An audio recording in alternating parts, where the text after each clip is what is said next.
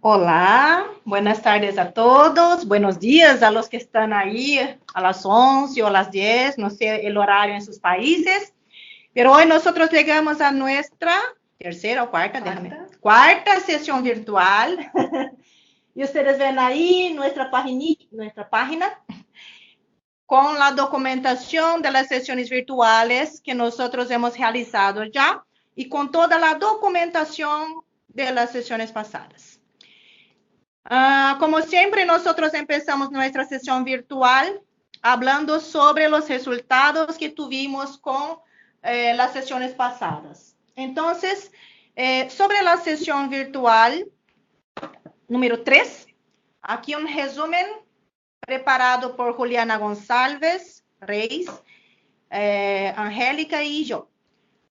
Sobre las inscripciones, ahora ya estamos con las inscripciones cerradas y tuvimos 313 inscritos en nuestra sesión virtual. Entonces, muchas gracias a todos por la inscripción y me gustaría recalcar que ustedes deben, siempre que envíen las tareas, hacerla individualmente con sus nombres personales, ¿está bien? Y no con el título de sus revistas científicas. De estos 313 inscritos, tenemos 183 revistas científicas de América Latina y Caribe, de 17 países. 10 son inscritos no vinculados a ninguna revista. ¿Quién son estas personas? Son las personas que están preparando sus revistas para publicación y futura sumisión a evaluación de LILACS. Participación en las sesiones. En la sesión 3, yo entiendo. En la sesión 3 tuvimos 148 conexiones en línea. Entonces, muchas gracias a todos que participaron en la sesión pasada. Y de estos, 78 son inscritos. Esto significa que muchas veces tenemos participación dentro de las sesiones virtuales de personas que no se inscribieron, pero ahora también no hay cómo hacer esto. De 15 países, no solo de América, en este caso solo de América, no, tuvimos también de España, como se ve aquí. Ahora aquí estamos hablando de la actividad 3. Entonces tuvimos 195 respuestas a la actividad 3 de 138 inscritos, que da un porcentaje de 70% de inscritos. De 15 países. Como ustedes pueden ver, aquí, como pueden ver ahí, aquí, tuvimos entonces estos países: Argentina, Bolivia, Brasil, Chile, Colombia, Cuba, Ecuador, España, Guatemala, Honduras. Oh, la participación de Honduras está linda aquí, ¿no? 22 actividades realizadas. Las tareas. Panamá, Paraguay, Perú, Uruguay y Venezuela. ¿Sí? Entonces, muchas gracias a todos que contestaron esta sesión, esta actividad. Tuvimos entonces aquí algunas preguntas específicas sobre los portales y bases indexadoras. Y déjame ver aquí, crear una cuenta para supervisar alertas de las citas de varios tipos de documentos. Entonces, aquí tuvimos solo una indicación de cuáles son las bases de datos donde está indicada la revista. Aquí la continuación y hay aquí algunas que son de acceso pagado. Sobre la pregunta sobre el comité editorial con titulación de doctor. Juliana, que hizo este diagnóstico, ha dicho que piensa que hubo alguna, tal vez, confusión con relación al significado de comité editorial, y ahí también algo para el profesor que yo vi, profesor Piotr, que yo vi que también ha hecho algunos destacados sobre esta diferencia entre lo que es comité editorial y cuerpo editorial. Como en la pregunta había comité editorial, 53,5% contestaron que sí, 53%, cerca de 53% de los miembros del comité editorial tenían la titulación de doctor. pero hay aquí 46% de no titulados como doctor. Entonces, para comité editorial, yo creo que era importante que todos fueran con la titulación de doctor. La política editorial considera, entonces, aquí, periodicidad, critério de las bases de dados, si son revistas de flujo continuado, un porcentaje interesante aquí, 42% ya tienen flujo continuado, y si la información está actualizada en ISSN. Para nosotros aquí de BIREME es bastante importante que la información del ISSN esté actualizada.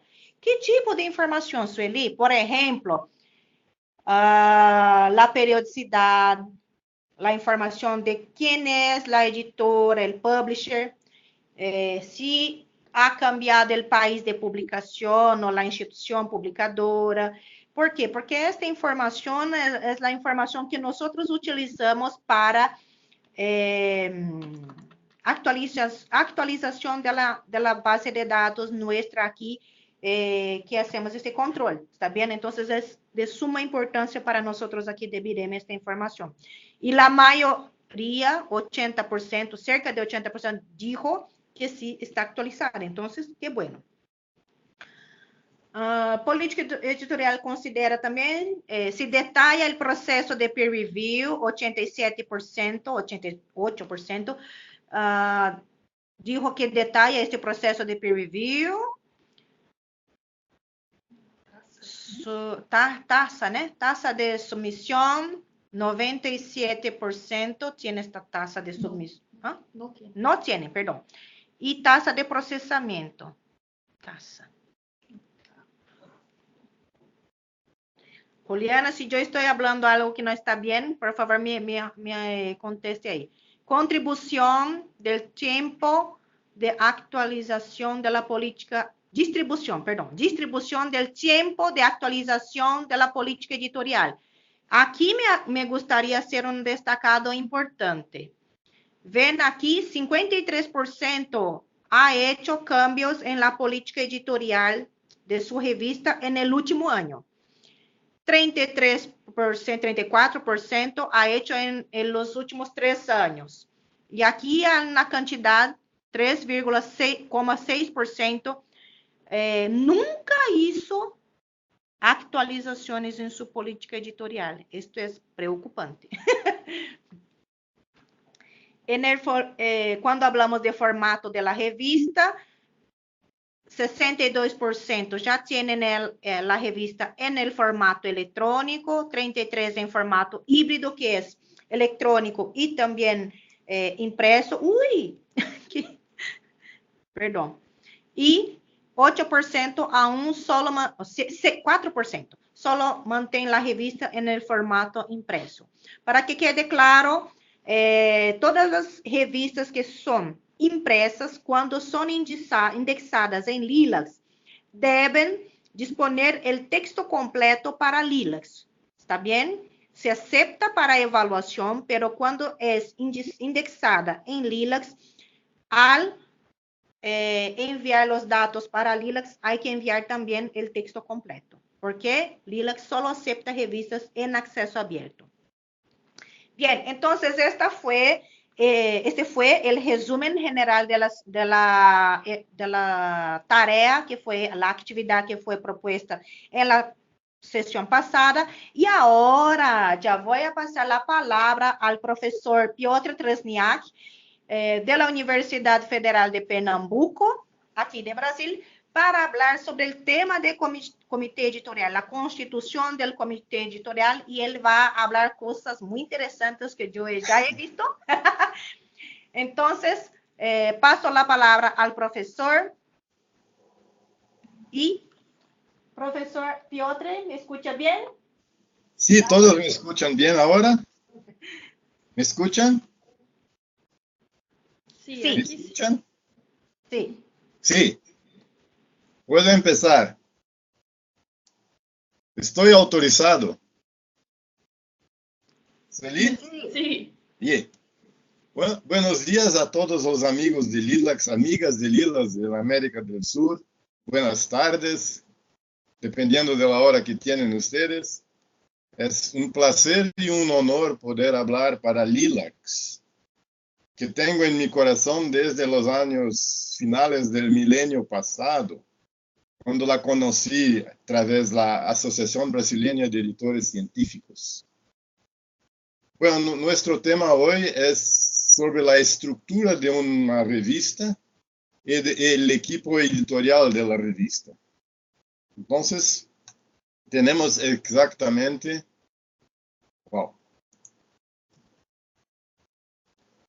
acá 26 slides, ¿sí? Aproximadamente una hora para hablar de todo esto. Entonces, voy a empezar con la historia del profesor Aurelio. Professor, não vemos sua apresentação. ¿No? Não. Wow.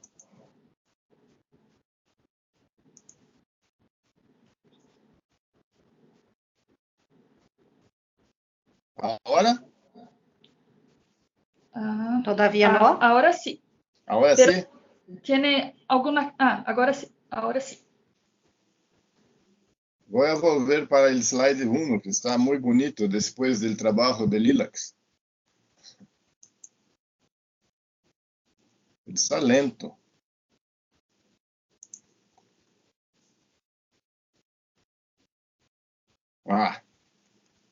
Entonces, a todas y todos que quieren hablar conmigo sobre el contenido de la presentación, que tienen dudas después que se encerró nuestro contacto por LILACS, pueden utilizar mi email, que yo lo contesto con mucho placer. Bueno, érase una vez, hace muchos y muchos años, una persona, es el profesor Aurelio, que tenía una filosofía, ambición y sueños de hacer una revista. Esta persona era docente e investigador en una universidad. Es muy amigo del rector. Entonces convenció al rector a pagar la parte de diagramación e impresión. Entonces, mira, mismo en estos tiempos antiguos ya se hacía una tercerización de ciertas partes de la producción de la revista. Es una cosa muy interesante para no tener mucha carga de trabajo sobre el editor y sobre el personal de la Secretaría Editorial. Pero el profesor Aurelio contaba también con su fiel secretaria Magdalena, que ayudaba con la correspondencia y con el teléfono. Y así vivió feliz para siempre. Bueno, vivió feliz por algún tiempo publicando sus 20 artículos en 2 números anuales. Un día el profesor Aurelio descubrió que revistas y artículos deberían tener normas. Oh, Dios mío, ¿qué voy a hacer? Pero tenía una otra amiga en la biblioteca, Filomena, y Filomena hice toda la parte de normalización de los artículos. Entonces, en estos tiempos de aventura, en final del milenio pasado, una persona dedicada con algún presupuesto, una secretaria y ayuda de la biblioteca, hacía una revista. Hacía una revista científica con la apariencia de una buena revista, pero completamente fuera de las buenas prácticas editoriales. Esta persona de hecho, esta persona existía en Brasil. Esta persona mantuvo la revista por 30 años, los últimos 10 en la internet con Open Journal Systems. Tenía entonces más un amigo, Rafael, que era el técnico del Centro de Informática de la universidad. Pero este profesor Aurelio se murió en 2017. Y ahí se cambió el rector, el director de informática, el equipo se desintegró. Y hoy la revista no está más en la internet, los artículos no están más disponibles. Si vas a la URL de la revista, the requested URL was not found on the server. So, todo lo que había sido hecho por el profesor Aurelio se perdió cuando se murió el profesor Aurelio. Entonces, ¿qué faltaba en la revista del profesor Aurelio para que no se sucediera este? Entonces, Para estar de acuerdo con las buenas prácticas de la edición científica, una revista debe tener 5 niveles de actividad. Estos 4 que están en la parte de la derecha son las partes usuales que toda revista ha que tener para poder aparecer, para poder existir. El proceso editorial científico, la revisión por los pares, el proceso de publicación, que cuando el artículo es aceptado, hay que ser diagramado, hay que hacer el XML, hay que hacer la publicación, hay que hacer la revisión de texto, hay que hacer muchas cosas después que es aprobado. Entonces, es aprobado en el proceso editorial y después va al proceso de publicación. Todo esto tiene el soporte de una secretaría editorial que ayuda en la parte de la revisión, en la parte de contacto con autores, con revisores, y también una secretaría administrativa. Puede ser una persona o 2 personas. La secretaría administrativa, en la cor amarilla, es la parte que trata de la gestión administrativa de la revista. Entonces, esta parte, todas las revistas la tienen, pero la garantía de existencia institucional, haber una institución que tenga la responsabilidad de mantener la revista. Esto muchas veces no hay. Y es un paso fundamental para que la revista sea considerada una revista científica. La garantía de la existencia, de la perenidad, de que los textos, los artículos de la revista van a existir por 100, 200, 300 años. Esto es esencial para toda y cualquier información de referencia científica. Voy a hablar un poco más de esto. Bueno, en la revista de profesor Aurelio, de todas las partes, de la garantía de existencia del proceso científico, de publicación de la secretaría, con estas personas, cómo se hacía la distribución de las funciones con las personas. Vamos a ver un poco de esto. El profesor Aurelio, evidentemente, tenía la responsabilidad por el proceso editorial y también por la gestión administrativa. En una revista pequeña, una persona puede hacer las 2 cosas, ¿sí? Pero en una revista muy grande hay que tener personas distintas para el proceso editorial y para la gestión administrativa. Algunas revistas tienen una tercerización de la gestión administrativa. El proceso editorial es conducido por un docente, un investigador, que está en una sociedad científica o una universidad, pero la gestión administrativa es hecha por una entidad comercial, como Elsevier o como Springer o mismo uno en Brasil tenemos 4 o 5 instituciones que hacen, entidades que hacen esta gestión administrativa de la revista. La parte de proceso de publicación envolvía el rector que tenía el presupuesto, la plata para hacer la parte de publicación, la bibliotecaria para la normalización, los metadatos, la revisión de normas, Rafael de informática para mantener el sitio web, y servicios de tercero, que probablemente la diagramación era hecha por alguna entidad externa a la universidad y a la revista de profesor Aurelio. Bueno, pero quien trabajaba más de hecho era Magda, la secretaria, que cuidaba de toda la correspondencia y la comunicación del proceso editorial, cuidaba de la correspondencia y acompañaba el proceso de publicación, hacía la secretaría editorial y la secretaría administrativa del profesor Aurelio y participaba así también de la gestión administrativa con algunas decisiones para liberar al profesor Aurelio. El profesor Aurelio hacía la delegación de alguna parte de su responsabilidad para la secretaria Magda. Mira, todos los 4 últimos procesos, partes de la producción de la revista tienen algún link para alguna persona, ¿sí? Pero el primero no tiene link a nadie. Entonces, lo que faltaba en la revista de profesor Aurelio es la garantía de la existencia institucional. Haber una institución que tenía la responsabilidad de mantener la revista independientemente de las personas. Entonces, esta parte es una parte esencial de la revista. Hace parte indirectamente del equipo de la revista, pero en muchas revistas no existe. Hay una responsabilidad difusa. Sí, hay personas que hacen la revista, pero no hay una institución que diga que si alguna de estas personas faltar, morir, la revista muere con ella. ¿Sí? Entonces, hay que tener una retaguardia institucional. La garantía de la existencia de la revista. Toda revista hay que tener una entidad directamente responsable por la calidad de su contenido científico. Mira, no es la única entidad que tiene que estar por detrás de la revista, pero es la más fundamental, la más importante que va a garantizar la existencia de la revista.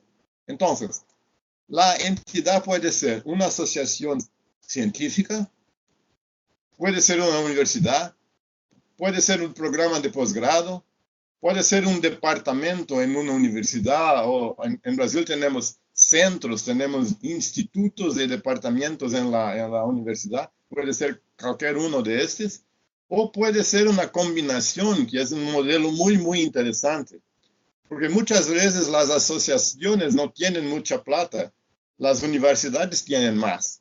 Entonces, la asociación científica es muy buena para la calidad científica, porque tiene especialistas todos de una área. Entonces, una revista de una área que está preparada por una asociación científica tiene la tendencia de ser muy fuerte en esta área. En la universidad, el grupo de personas que se dedican a cada una de las áreas es mucho más pequeño que en una asociación. Pero si la plata está en la universidad y la calidad científica en la asociación, si ambos hacen un esfuerzo conjunto para publicar una revista que va con el nombre de la asociación y también con el nombre de la universidad, es una revista muy fuerte y mucho más fácil de ser hecha que una revista solamente de la universidad.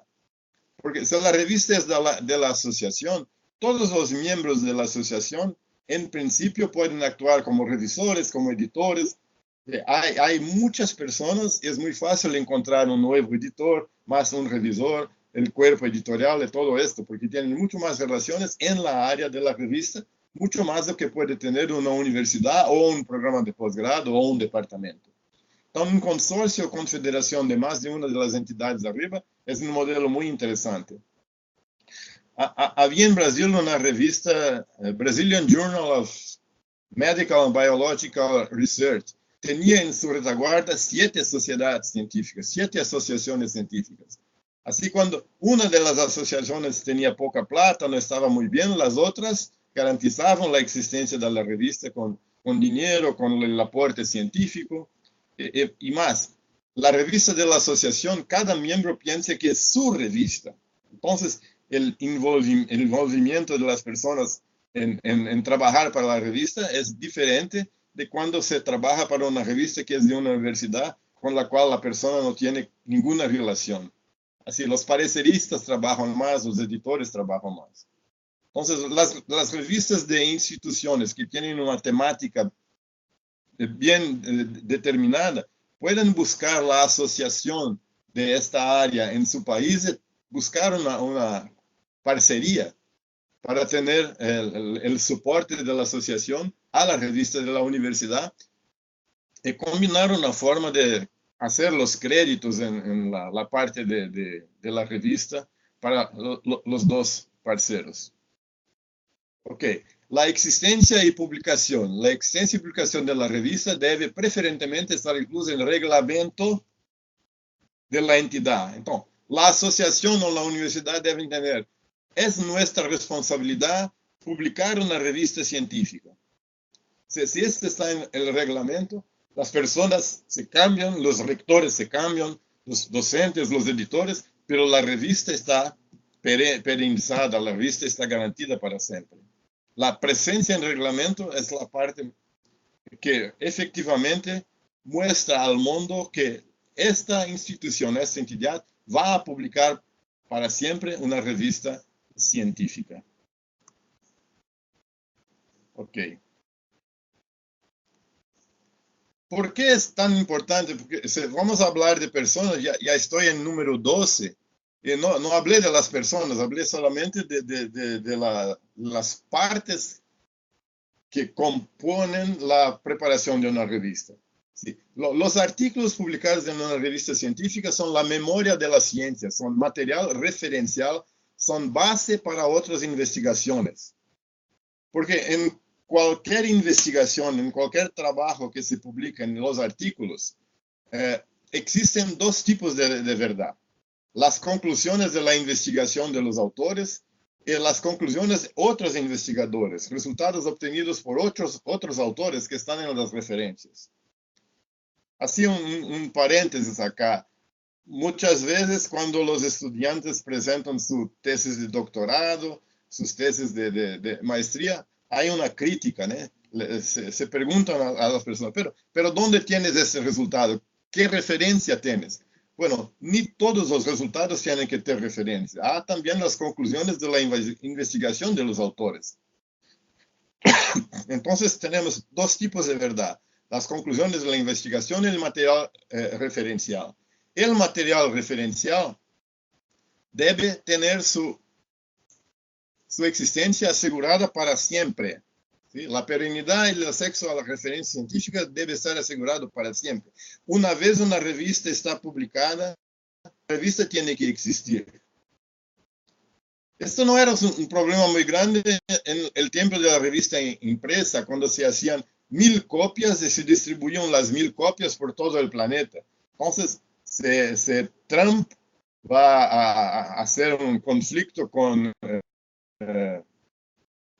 los rusos o cualquier otro país, las bombas destruyen todo, y en algún sitio del planeta todavía existe la revista y la información está preservada. Hoy, con la cosa de las revistas electrónicas, ¿cómo está la preservación? Si toda la revista está en única computadora, en un único sitio de una universidad, y si hay un incendio o otro cataclismo, la información va a se perder. Esto no puede ocurrir, ¿sí? Entonces, la perenidad del acceso a referencias científicas debe estar asegurada para siempre. Así, revistas no pueden estar en riesgo de desaparecer.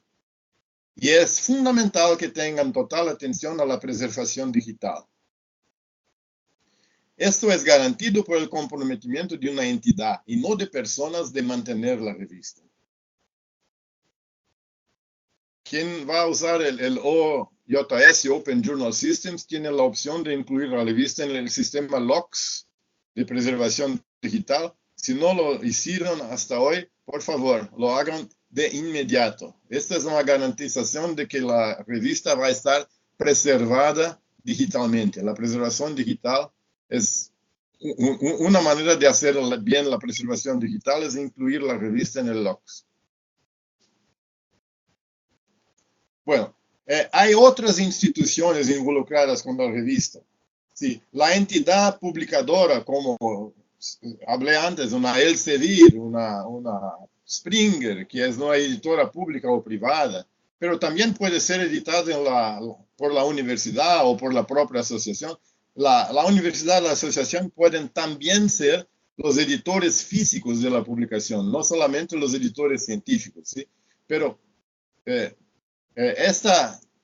ese involucramiento en la entidad publicadora no garantiza la existencia.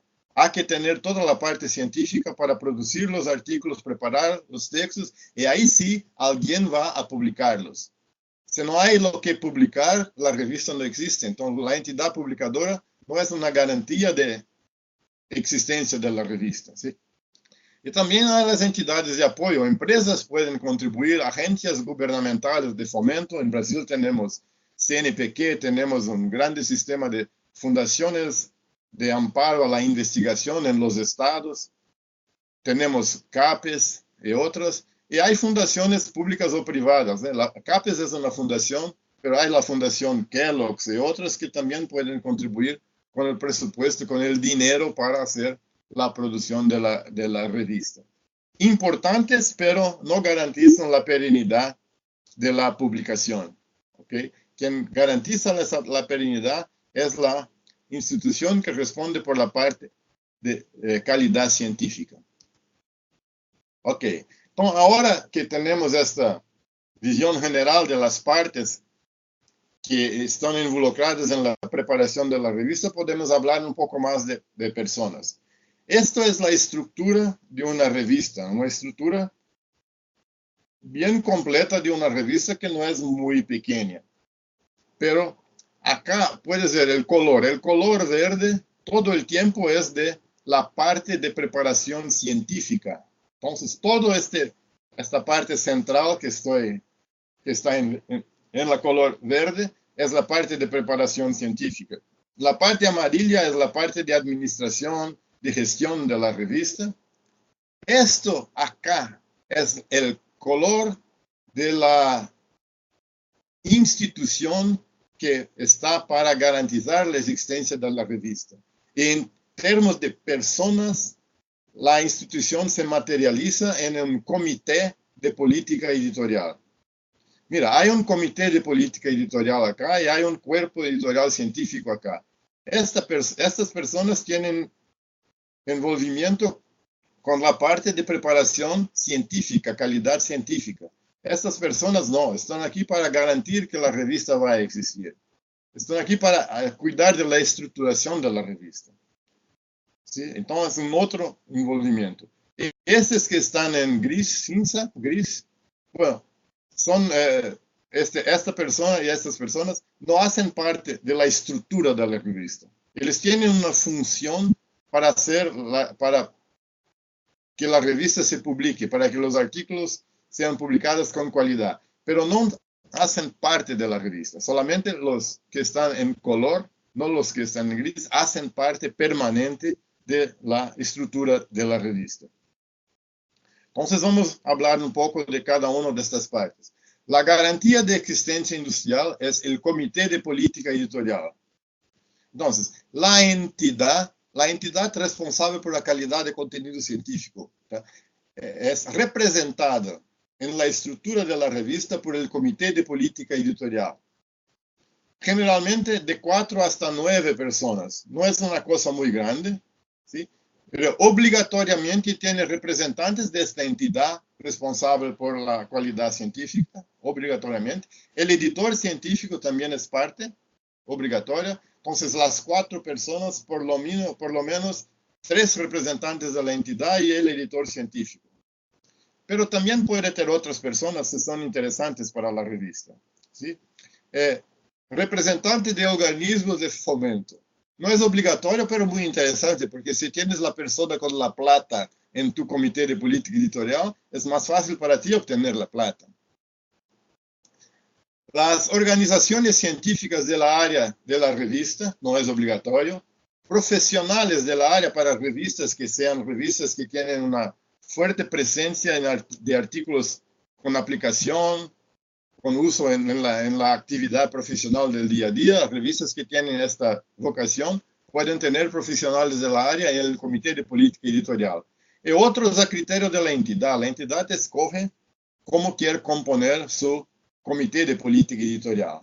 Pero es un comité, no son personas aisladas. Es un grupo que actúa colectivamente, orgánicamente, en bloque.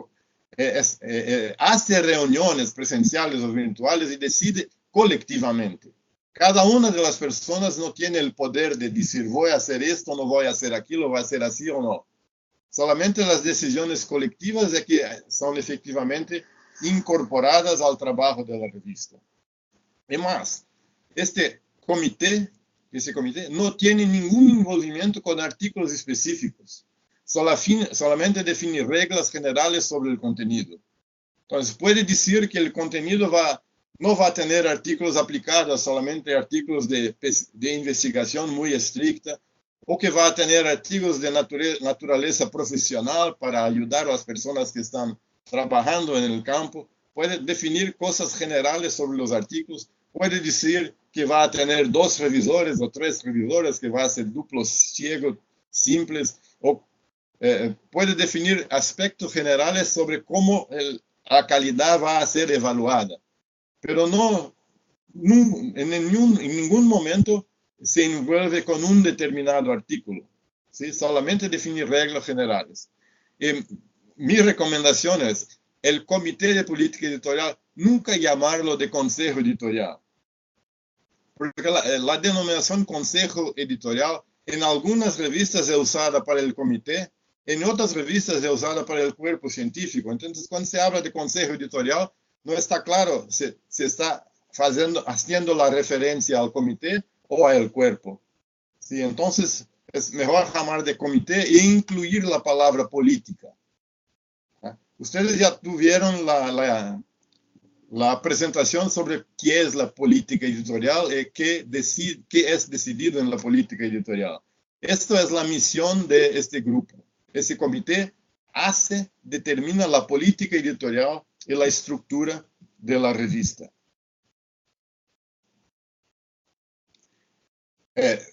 Entre las atribuciones, algunas de las atribuciones que tiene el Comité de Política Editorial: preparar y aprobar la política editorial, establecer la misión de la revista. La misión de la revista es un enunciado corto, que es un extracto de la política editorial que a cualquier persona que accesa a la revista, para que cualquier persona que accesa a la revista tenga una visión rápida de propósito de la revista, área de la revista, y especialmente que la revista hace la revisión por los pares. Entonces, una misión sería publicar artículos de la vanguardia del conocimiento en la área tal, revisados por pares.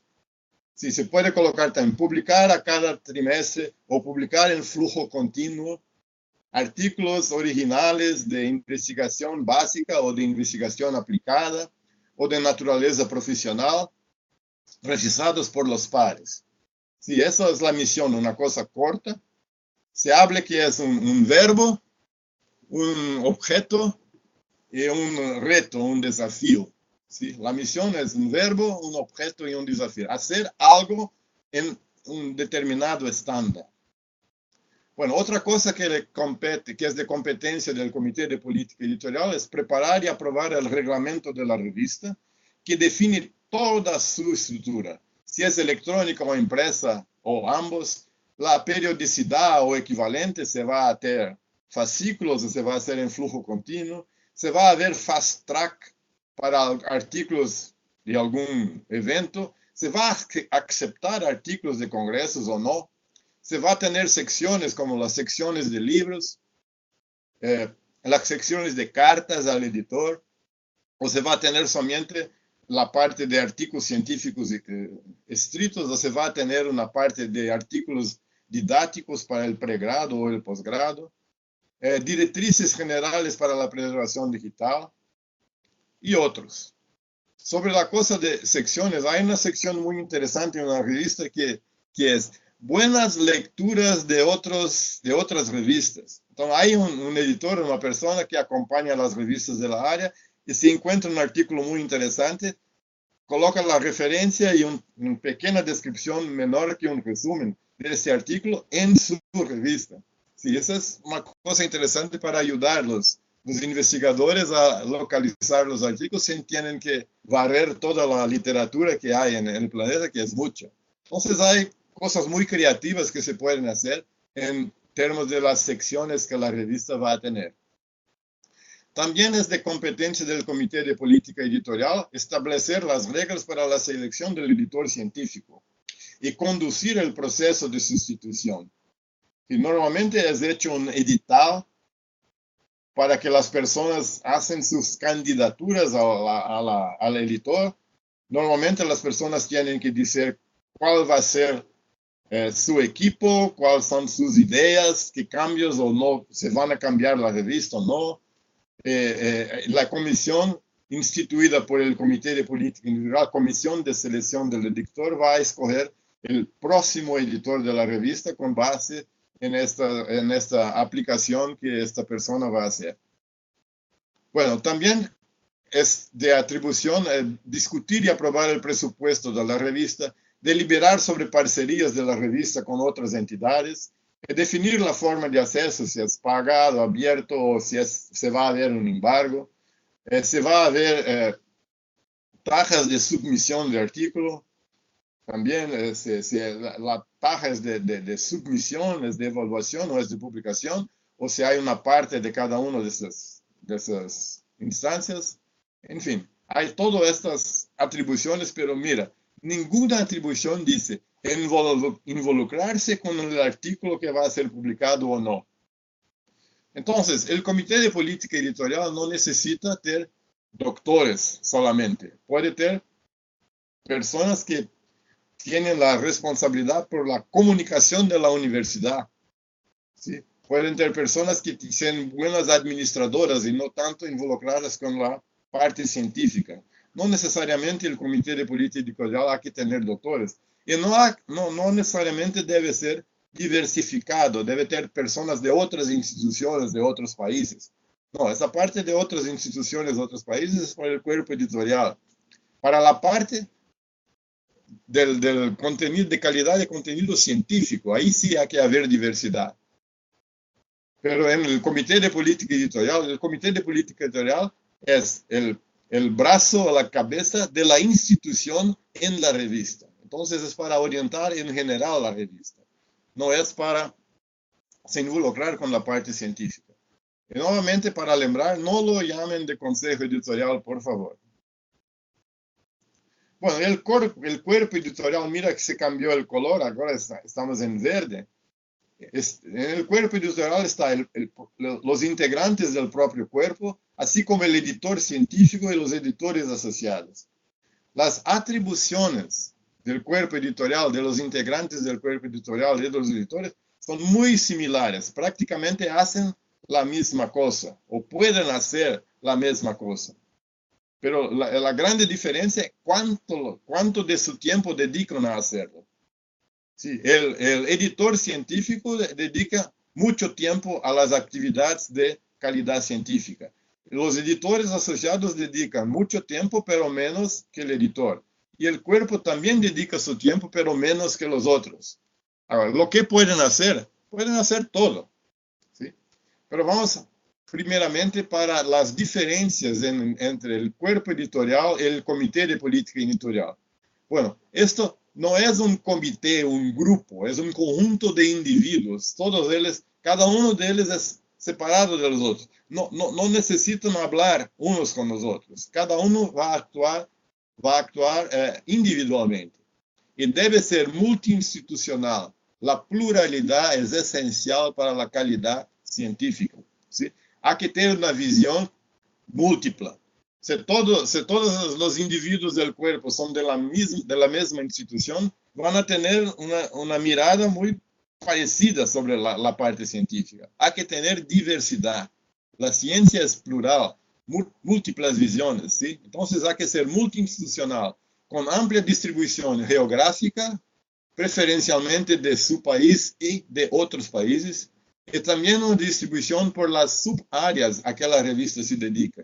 Si una revista tiene una grande área como física o como medicina, hay que tener especialistas en cada una de las subáreas de la física, en la mecánica, la electricidad, la parte termal, o en la medicina de la pediatría, de la oncología, y así por adelante. Entonces hay que haber una distribución por las subáreas de la grande área y por las subáreas de las subáreas de la revista.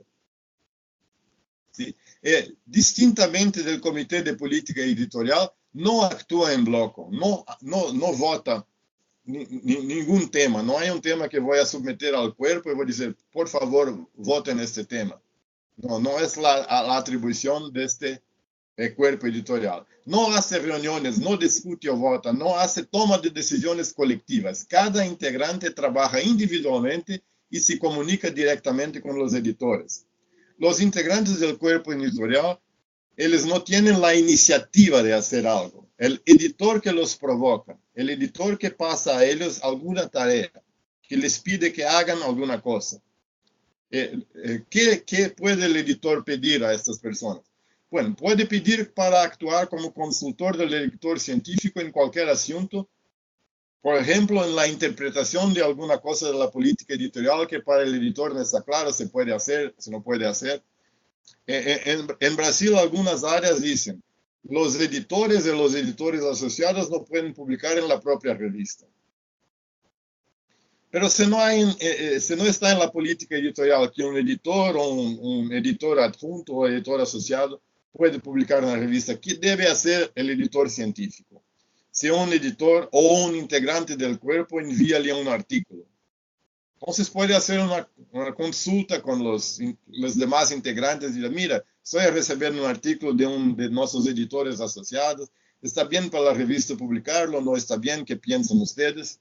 Sí, así hacer acrecentar esto en la política editorial. La revista no acepta, no publicará artículos de sus editores. Sí, esa es una opción que la revista puede tener o no. En Brasil, algunas áreas lo hacen y otras no lo hacen. También puede el integrante del cuerpo editorial científico designar los revisores ad hoc.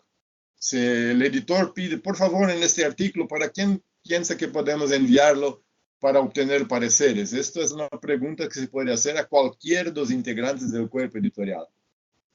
También puede analizar pareceres y avaliar acciones de los autores en respuesta a los pareceres. Una práctica muy interesante es el editor envía la sumisión a los evaluadores, a los consultores.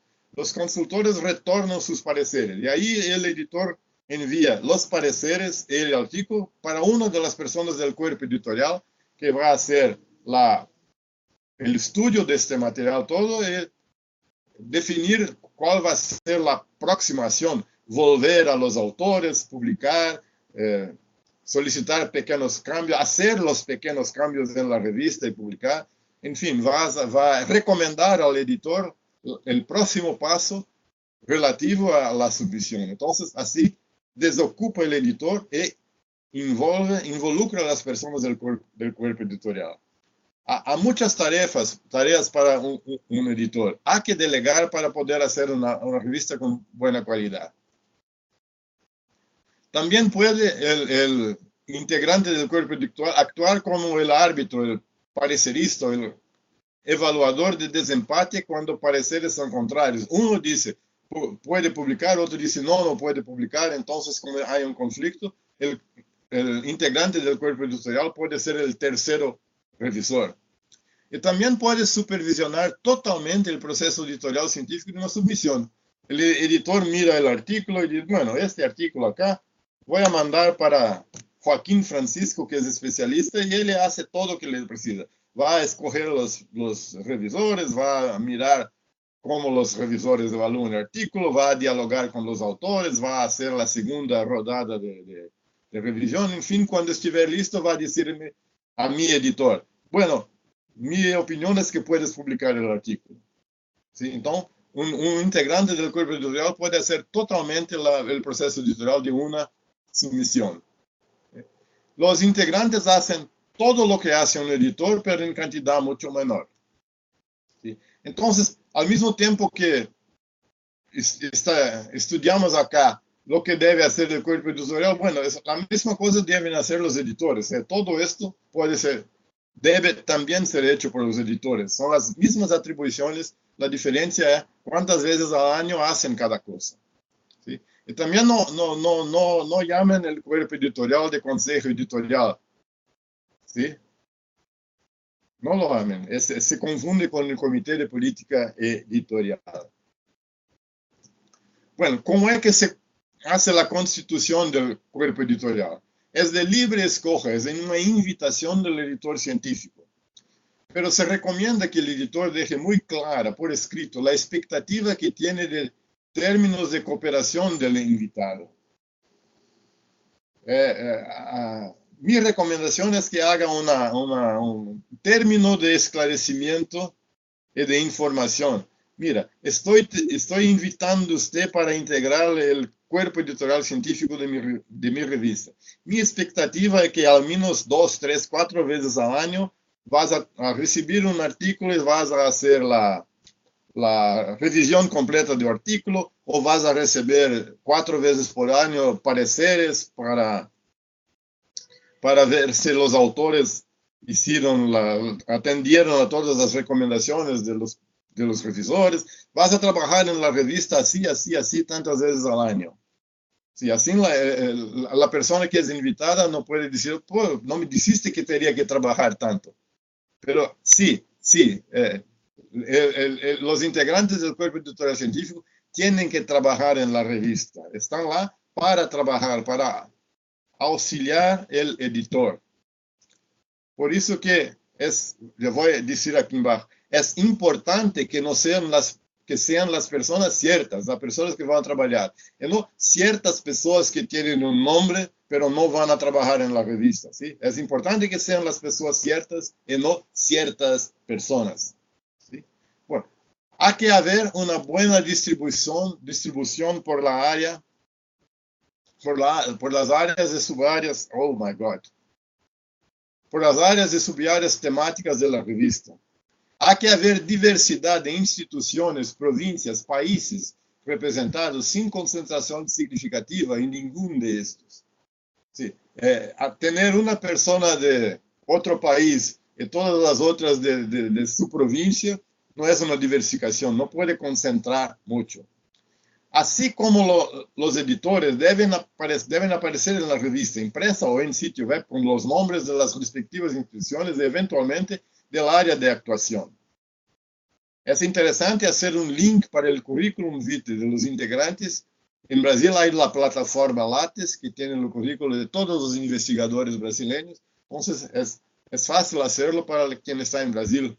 No sé cómo es en otros países, pero la revista puede tener un pequeño currículum de los editores y colocarlas en el sitio. Si la persona clica, ábrese una ventana con el currículo del integrante del cuerpo editorial, ¿sí?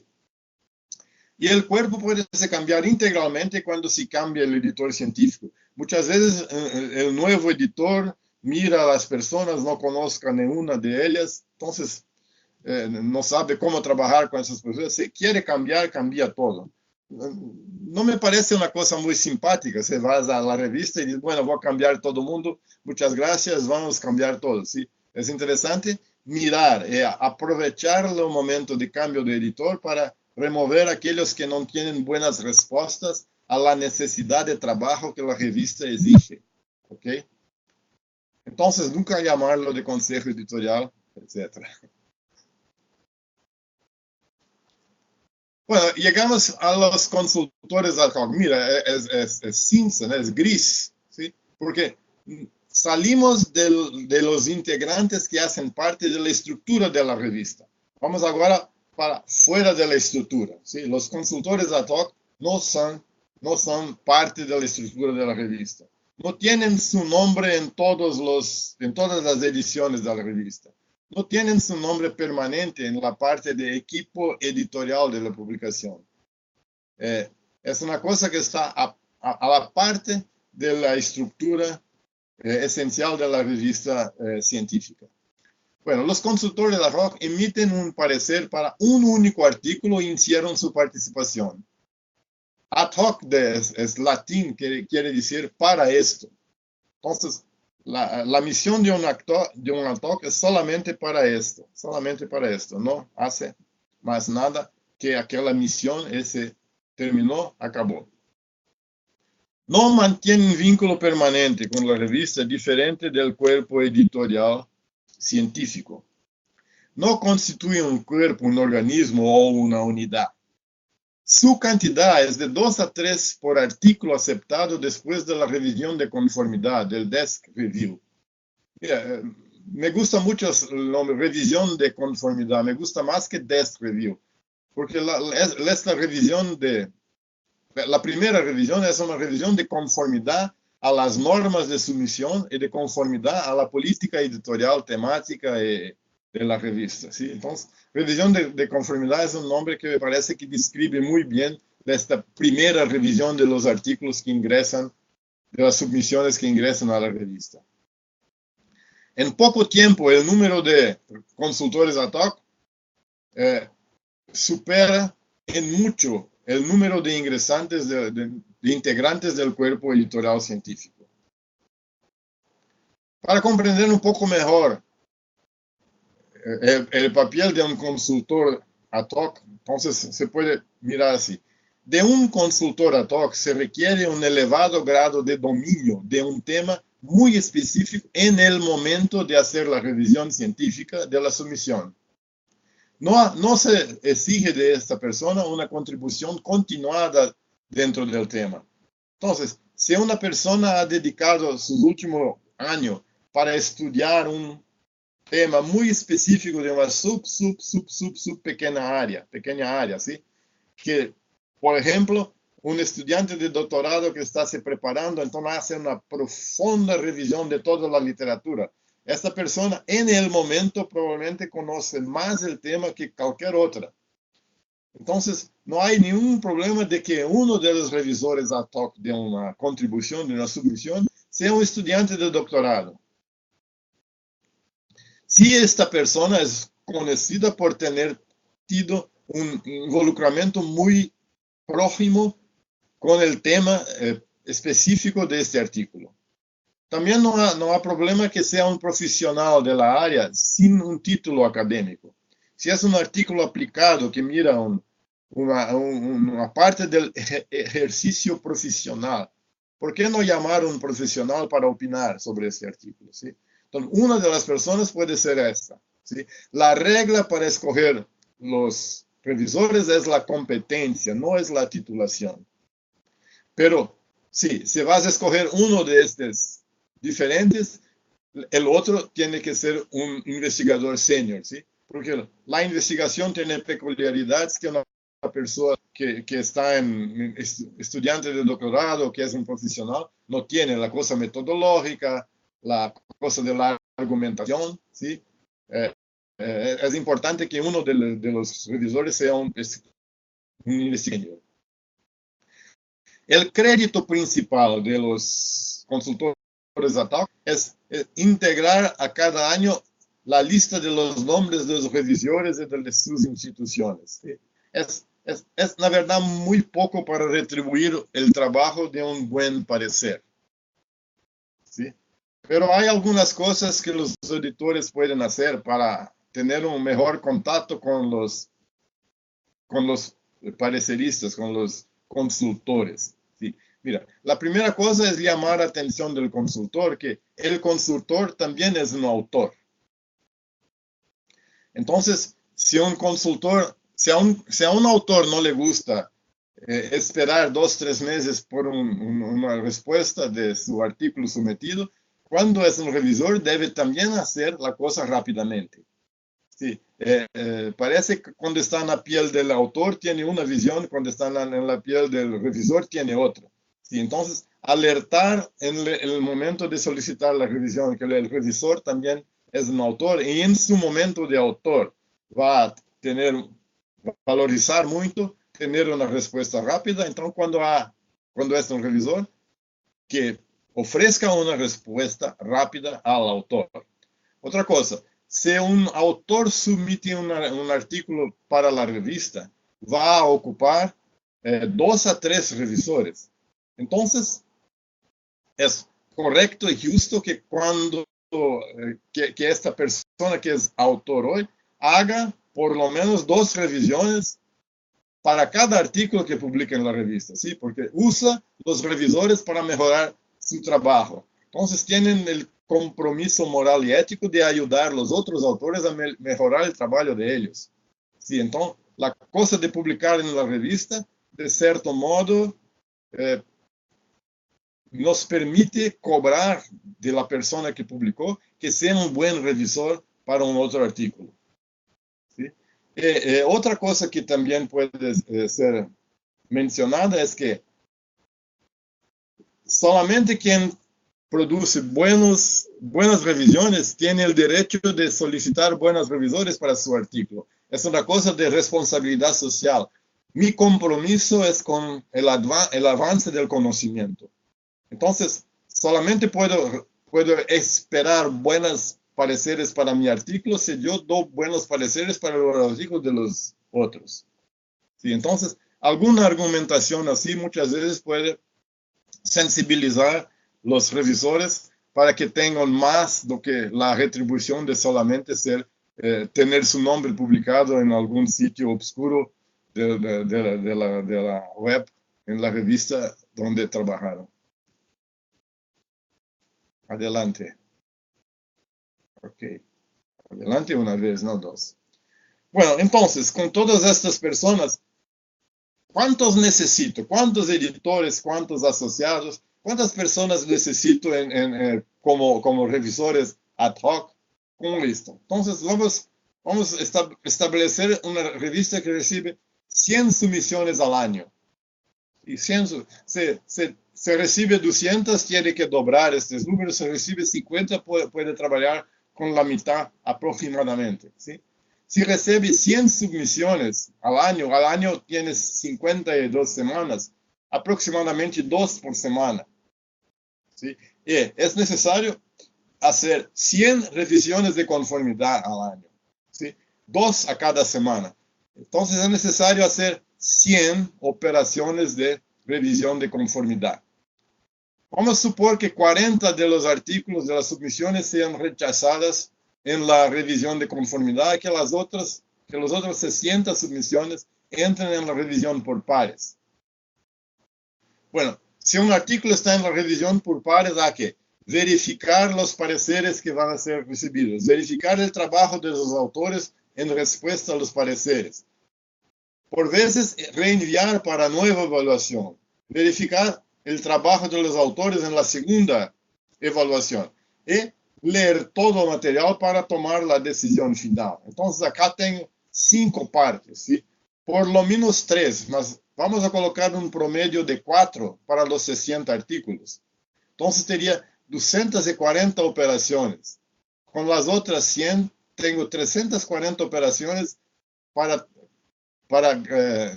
procesar 100 submisiones al año, ¿sí?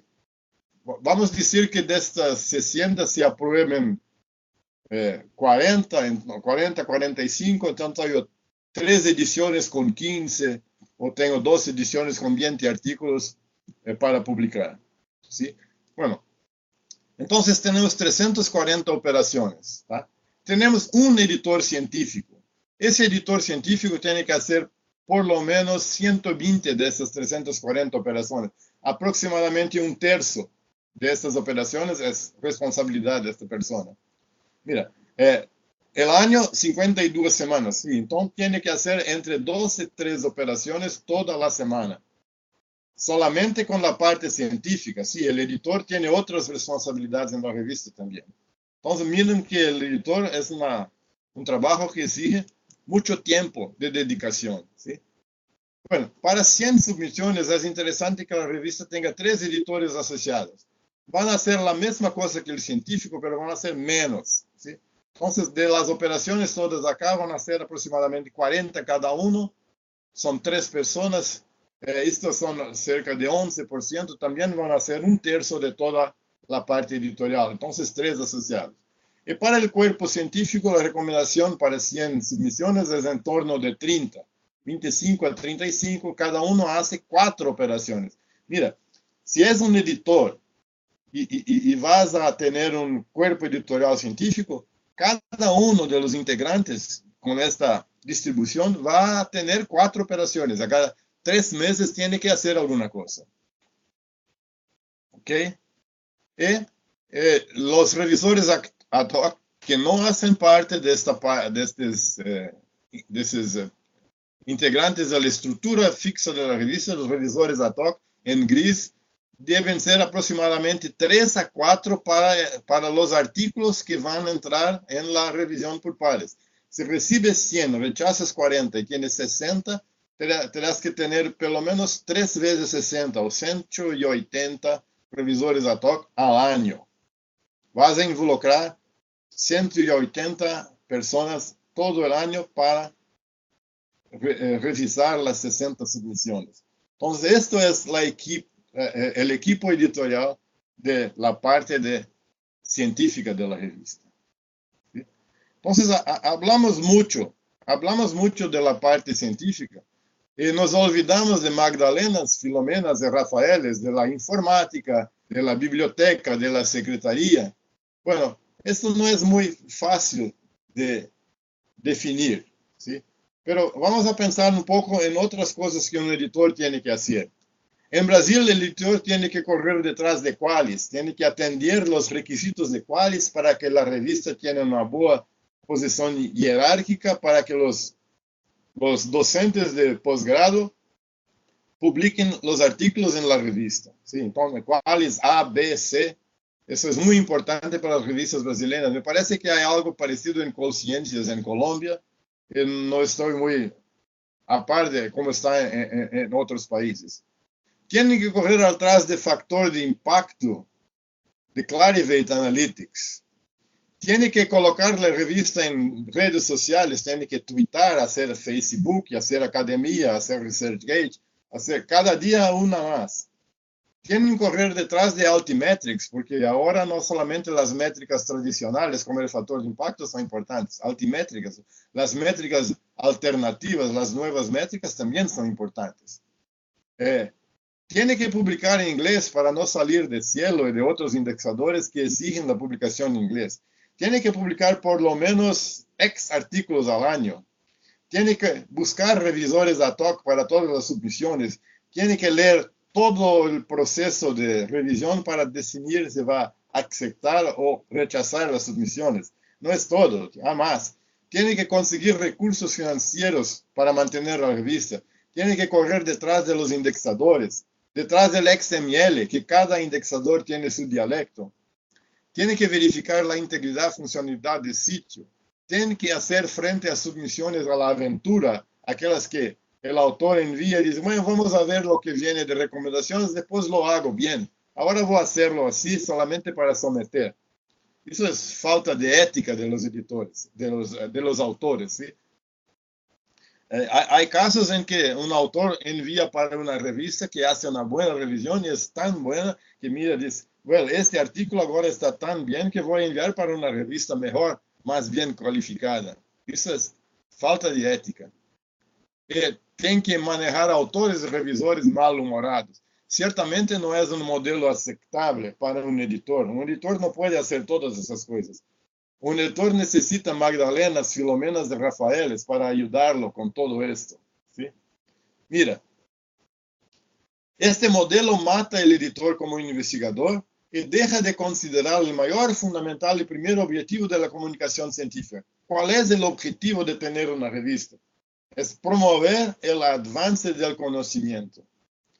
Y de todas las 14 tareas que están aquí, no son todas, ¿sí? ¿Cuáles de ellas efectivamente hacen una contribución para el avance del conocimiento, para la calidad del contenido?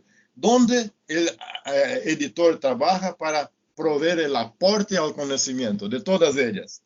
Vamos a ver. Correr detrás de cuáles para mejorar la jerarquía no tiene ningún efecto sobre el contenido de la revista, ¿sí? Solamente cumplir algunas normas. Correr detrás del factor de impacto, oh my God, ¿sí? Factor de impacto es una métrica post-mortem, ¿sí? Porque la apuras en un año que pasó relativamente a 2 años que ya pasaron a mucho más tiempo. Entonces, nada más hay que hacer relativo al factor de impacto, ¿sí? Es como una autopsia de un cadáver, ¿sí? Divulgar las redes sociales, cada día más una, también no da un aporte al avance del conocimiento. Correr detrás de Altimetrics, publicar en inglés, sí, mejora la visibilidad, pero no avanza el conocimiento. Publicar X artículos al año, no. Buscar buenos revisores, esta es una cosa que sí, buenos revisores van a ayudar la investigación, mejorar el artículo y promover una mejor calidad en el contenido, en el avance, en el aporte científico del artículo. Aceptar o rechazar submisiones. Sí, voy a aceptar las buenas y tener así un aporte de mi revista al avance de conocimiento. Pero solamente 2 hasta ahora, ¿sí? Así, conseguir recursos financieros, mucho trabajo, pero ningún reflexo sobre la calidad, ¿sí? Correr detrás de indexaciones, bueno para la visibilidad, pero no es aporte al conocimiento. Correr atrás de XML, chequear la integridad y funcionalidad del sitio, hacer frente a submisiones a la aventura, manejar autores, todo esto no aporta. Entonces, ¿qué soluciones tiene el pobre editor para contemplar esto? ¿Sí? Bueno, pasantes, en Brasil es estagiarios, ¿sí? Pasantes y los amigos, ¿sí? Eso es el retorno, ¿eh? Profesor Aurelio versión 4, como Rambo, el retorno a los pasantes, a los amigos, ¿sí? Así como los tenía el profesor Aurelio, Magdalena, amiga, Filomena, Rafael, ¿sí? Estas personas ayudan a desocupar el editor. El editor tiene que buscar todo lo que puede en la universidad, en la sociedad científica, conseguir una secretaria que es totalmente dedicada a la revista, tener apoyo de la biblioteca de la institución, tiene que buscar pasantes y amigos, ¿sí? Y si tiene la plata, contratar un publisher, tercerizar todo lo que puede, tercerizar la gestión editorial, los trámites con los autores que van pareceres, vuelven correcciones, todo esto un publisher puede hacer. Es solamente accionar los editores para hacer la evaluación de las evaluaciones, la evaluación del trabajo de los autores, solamente para que cuiden de la parte científica y se desocupen de todas las partes que no traen ningún aporte al avance de conocimiento.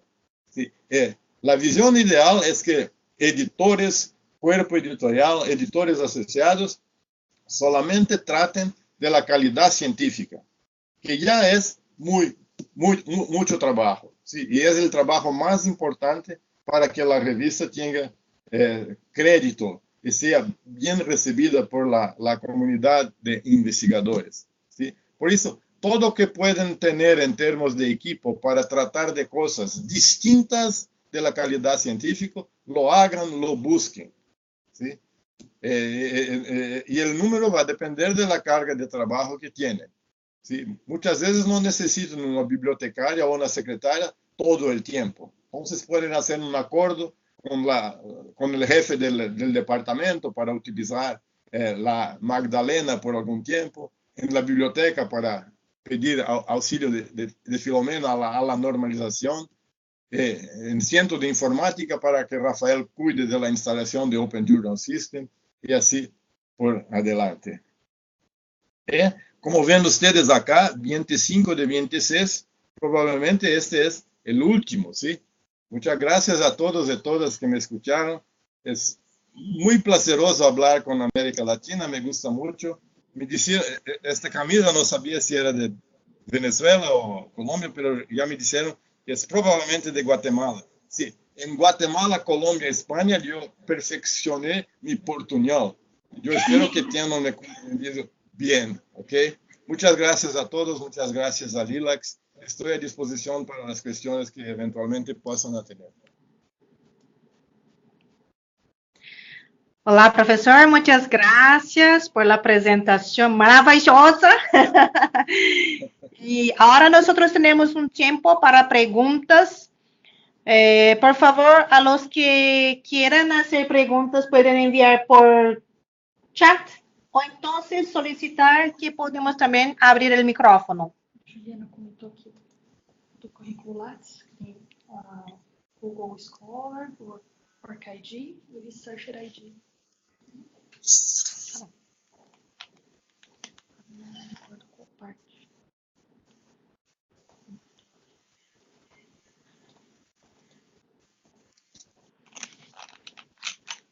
Há um comentário aqui de Adrice, déjame ver, no, Lisette Madariaga. Buenos días, profesor. Por favor, ¿puede ampliar sobre el proceso de preservación digital de la revista? Gracias por su conferencia. Ok, yo no soy un especialista en preservación digital, pero conozco los principios, pero no las operaciones involucradas en esto, porque la cosa el avance es muy rápido, debe haber muchas cosas muy interesantes hechas específicamente para esto. Pero yo conozco el sistema LOCKSS. LOCKSS es un acrónimo en inglés para muchas copias garantizan la preservación de la información. Es una réplica de la versión impresa de las revistas, ¿sí? Entonces, las revistas impresas se replicaron miles y se distribuyeron por el planeta. Entonces, las personas de Stanford pensaron, bueno, vamos a replicar esto. Entonces, hay servidores que están en muchos sitios del planeta que ofrecen un espacio para abrigar copias del contenido científico de las revistas. Este es el sistema LOCS. Estos servidores ofrecen el espacio para abrigar, pero no conceden el acceso a la información, solamente hacen un espejo del servidor original.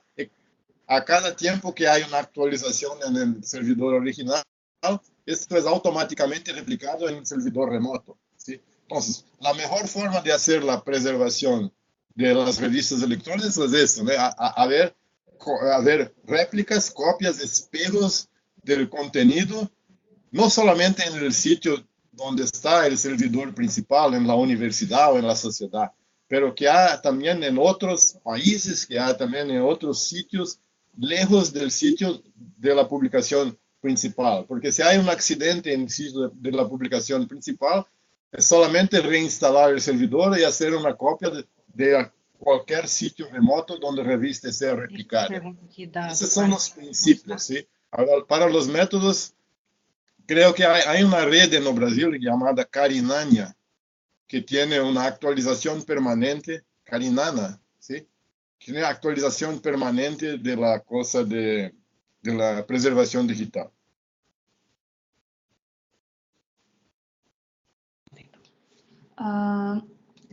Professor, Lisbeth Amaya perguntou: o que lhe faltou ao professor Aurélio? A professora Aurélio, bueno, tal vez no faltó al profesor Aurélio, pero faltó a la revista de profesor Aurélio estar incluida como parte de la estructura de la universidad donde estaba el profesor Aurélio. Era una iniciativa personal del profesor Aurélio, que lo hacía con amigos, que lo hacía con sus contactos, pero no estaba en la revista de profesor Aurélio en el reglamento de la universidad. No tenía la universidad o el departamento o instituto tiene la responsabilidad de publicar una revista. Así, cuando se murió el profesor Aurélio, su empeño se murió con ello, la revista también se murió, porque ninguna persona era comprometida con la permanencia de la revista, solamente él era comprometido. Entonces, por eso le faltó exactamente una garantía institucional de existencia de la revista. Era una cosa personal y no institucional. La revista hay que ser institucional y no personal. Perfecto. Marcela Pulido, muchas gracias, muy claro y completo. Adrize Porto, né, parabéns, palestras sempre maravilhosas. Sandra Alves colocou: gostaria de parabenizar. É muito frequente a confusão com o termo ambíguo conselho editorial. Vou evitá-lo pelo resto da vida. Eu fico muito grato a todos aí que gostaram, né? Espero ter contribuído, porque afinal de contas, quantas pessoas temos? 120 agora, né? 123. 120 pessoas dedicaram uma hora e meia da sua vida para escutar o que nós tínhamos a dizer, né? Sabe, isso é muita responsabilidade e que bom que aproveitaram bastante, tá? Eu fico muito feliz com isso. É o melhor retorno que eu poderia ter. Uhum. Gabriela Cobo. Buenos días, Adriana, desde Ecuador. Les saluda. Trabalho no Hospital de Especialidades Eugênio Espejo. Ao momento, queremos reforçar o processo editorial da revista, pero temos muito poucos recursos humanos. Tan solo somos duas pessoas para desarrollar os temas de docência e investigação no hospital. ¿Cuáles serían sus recomendaciones claves que nos permitan sacar adelante el proceso editorial con tan pocas personas? Entonces, primero, la revista no es personal de ustedes, es una revista de la institución que está sob su responsabilidad. Si no tienen la responsabilidad de la institución por la revista, es una cosa que necesitan hacer. Necesitan colocar la revista como un producto de su institución, un producto obligatorio de su institución, ¿sí? El segundo paso es constituir este cuerpo editorial científico. Si son dos personas que están haciendo toda la edición, tienen que buscar el soporte en los especialistas de área, sus amigos, los amigos de los amigos, las personas que están en otros países, y hacer la constitución del cuerpo. Y ahí dividir, delegar para el cuerpo una parte de las atribuciones de la preparación del contenido científico. Sí, así no es posible a dos personas hacer en una revista. Es mucho trabajo y las personas no pueden más investigar, no pueden más dar clases, no pueden más hacer nada. Entonces, el secreto es tener un cuerpo editorial y tener un cuerpo editorial actuante, ¿sí? Y dividir las tareas. De todas las tareas, aproximadamente un tercio para el cuerpo, un tercio para editores asociados, y un tercio para ustedes. ¿Ok? Perfeito.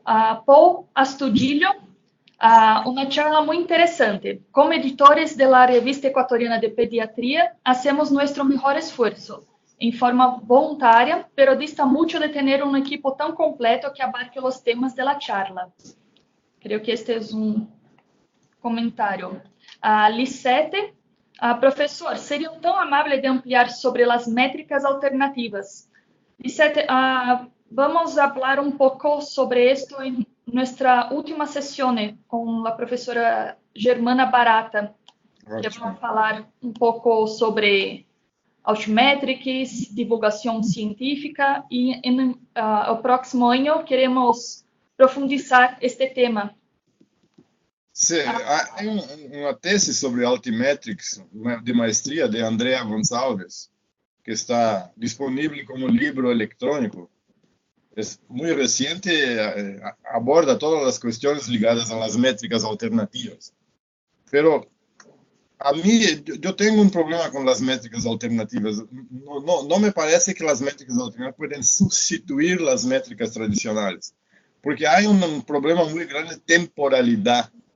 Las métricas tradicionales tienen relación con el tiempo de maturación de la información científica. Es una cosa de meses, de años, muchas veces décadas. ¿Sí? Hay muchos artículos de los años 1970, 1980 que todavía hoy son importantes. Entonces, el tiempo de maturidad de la información científica no es muy compatible con las altimetrics. Entonces, la cosa de la temporalidad me preocupa un poco y me parece que sí, es importante tener cuántos tweets, cuántas descargas, cuántos accesos al título, esas métricas inmediatas, ¿sí? Pero las métricas inmediatas no reflejan la calidad científica del contenido, reflejan una cosa de momento, ¿sí? Entonces, ok, yo no me preocuparía mucho con las métricas alternativas, no más do que atender el mínimo necesario. Pero esa es una opinión personal, ¿sí? Germana va a hablar mucho mejor do que yo de esto.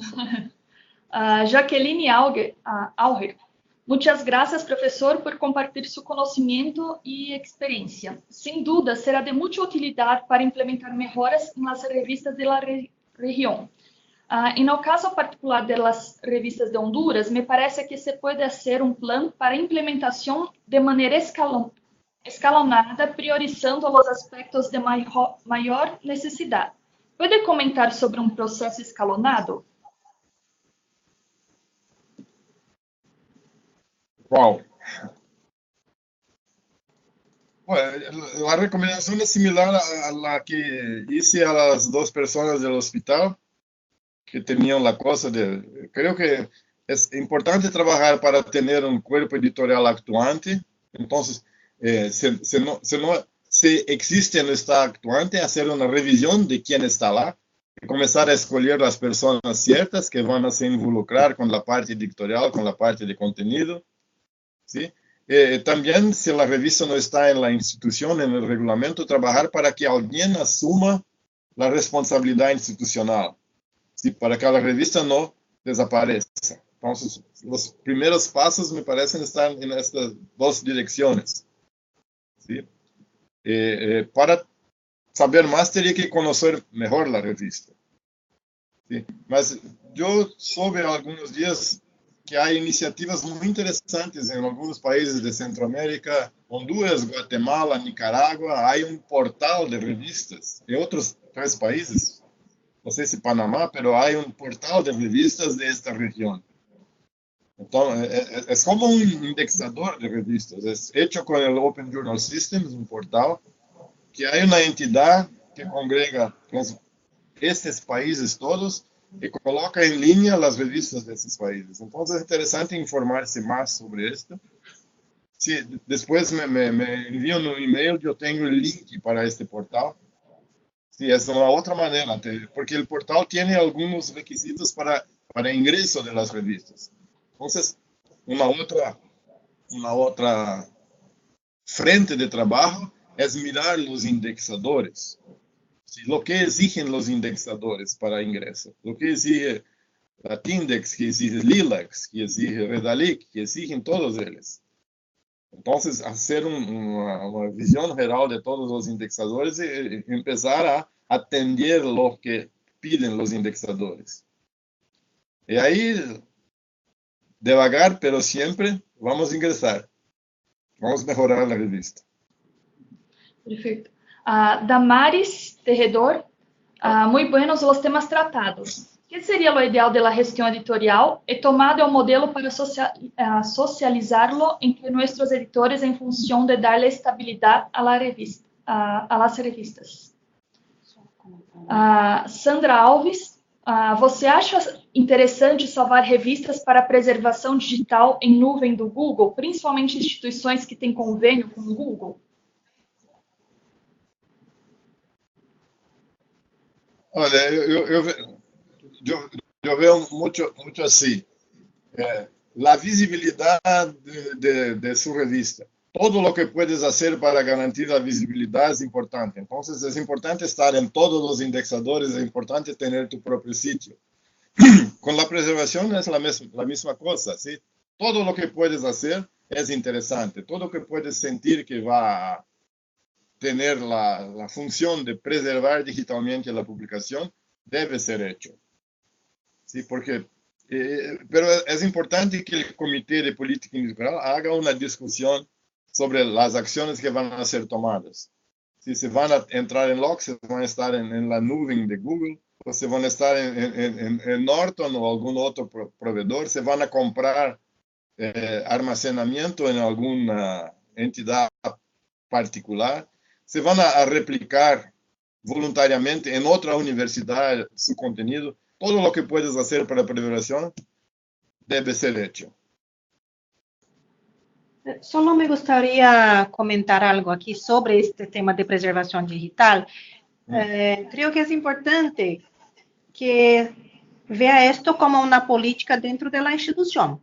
¿Por qué yo estoy hablando de esto? Porque, por ejemplo, en las instituciones, principalmente las universitarias, hay los repositorios institucionales. Entonces, creo que es la principal forma de preservación digital es cuando hay estos repositorios institucionales donde se debería hacer las cargas de estos textos completos. Entonces, la naturaleza de un repositorio institucional es para la preservación digital. Entonces, una de las formas que se debe tener en mente, tener en cuenta, es la carga de todos esos artículos en los repositorios institucionales. Si hay dentro de la institución. Si no hay, hay que pensar una política institucional de cómo hacer esta preservación digital de toda la producción científica y técnica de las instituciones. Es esto, gracias. Victoria Yance. Voy a comentar el comentario.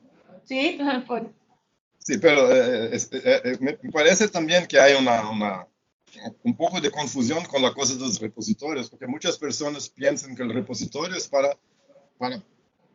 que los trabajos tengan el acceso abierto, acceso libre.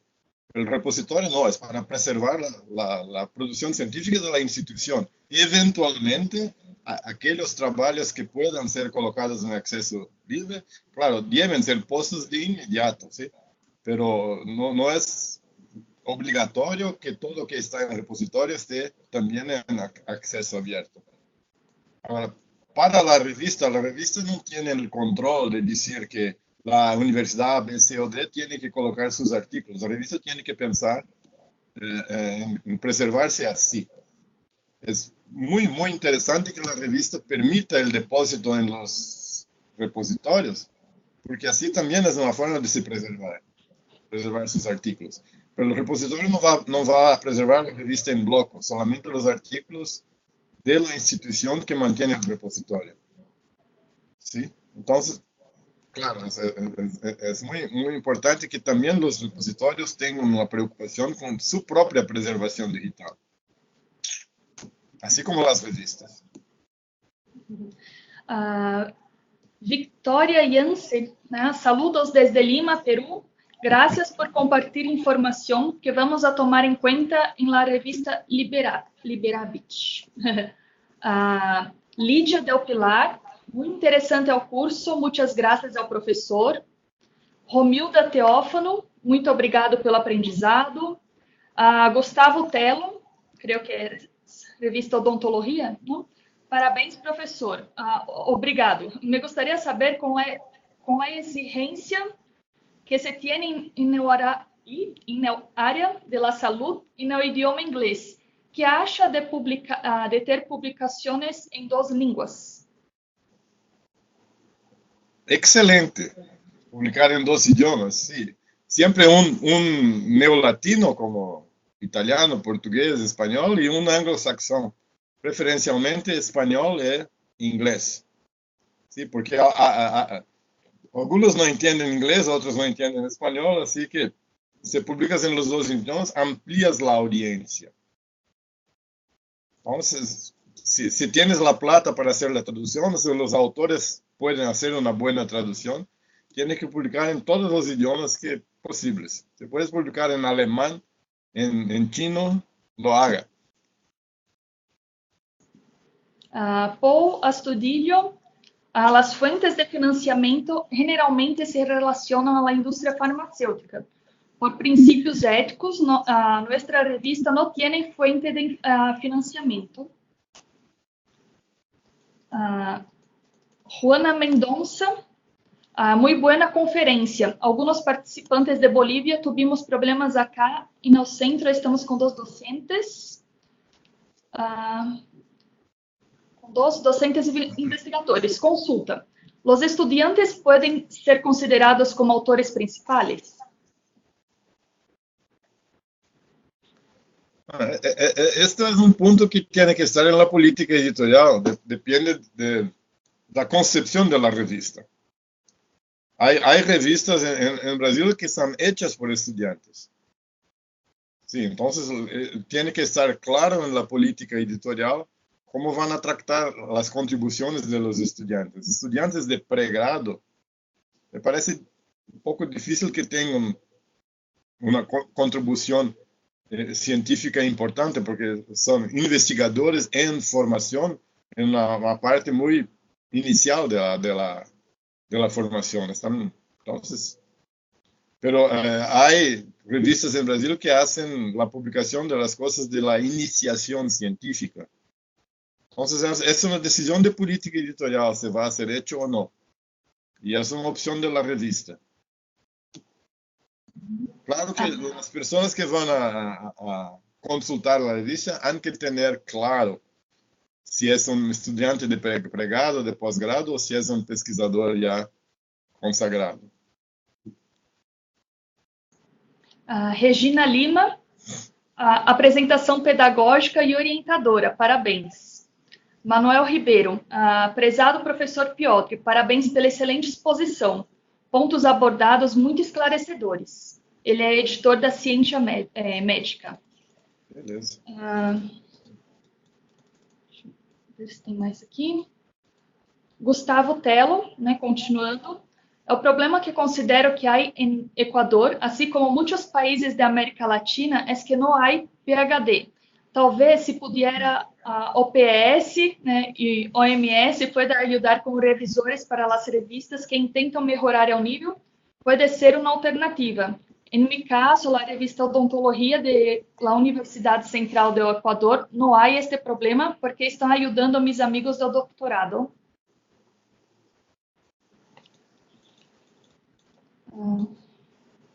Lisete. Em Guatemala, existe o portal de revistas científicas de Guatemala e um dos requisitos é que as revistas devem estar indexadas em Latindex. Iosbanes. Sobre a composição do comitê editorial, muitas bases solicitam que alrededor de 70% dos membros sejam externos à entidade que ela produz, lo que tiende a elevar o número de membros uma vez que se incluem os próprios. ¿Sería pertinente tener más de 13 personas en su composición? Pero la recomendación que hicimos para el cuerpo editorial científico es que tenga por lo menos 30 personas para 100 submisiones, ¿sí? El comité de política editorial, el comité de política, no hay ningún indexador que diga que tiene que tener A, B o C, y no tiene que tener personas externas, que tiene que tener personas externas el cuerpo editorial científico, que tiene 30 miembros por lo menos. Entonces, sí, la respuesta es sí, claro, tiene que tener más. En mi opinión, el cuerpo editorial científico no debería tener más de 10 a 15% de personas de la institución que publica la revista. Y más que esto, ya los indexadores ya comienzan a mirar como endogénicas. Entonces, en el cuerpo editorial, 15% de la casa es 85% externos. Y el número, para 100 submisiones, yo hablé de 25 a 35. Para más submisiones anuales, se puede aumentar, puede tener 50 a 60 personas.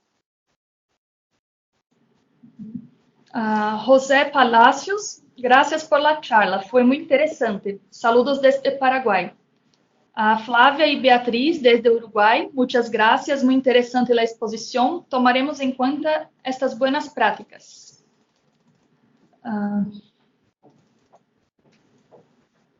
Glória Arbelais, le afecta ao artigo científico, modalidade, protocolo médico, que a aprovação seja do Comitê de Farmácia e Terapêutica e não do Comitê de Ética?